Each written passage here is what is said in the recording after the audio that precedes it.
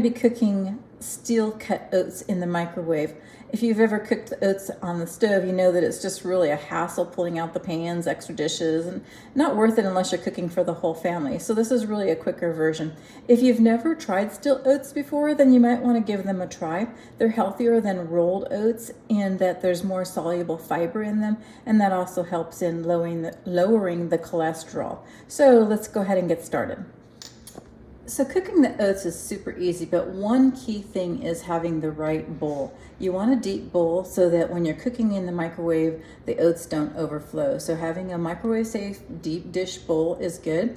And then you're just going to use 1/3 cup of the steel oats and 3/4 cup of water. And then you're going to add salt. Now, if you don't want to add the salt, that's optional, but the salt really does add for the taste. But you need to be careful with it. It says a dash of salt, so I usually just do a couple shakes, little shakes, and then give it a stir. All right, so I went ahead and I put my bowl in the microwave. Now, one big problem I normally have with cooking oats in the microwave is I refuse to lower the power. I've learned that I have to do this in order for them to come out correctly. So I'm gonna go ahead and set the microwave for 3 minutes. And then I'm gonna go ahead and put the power on 50%. And then shut the door and go ahead and start.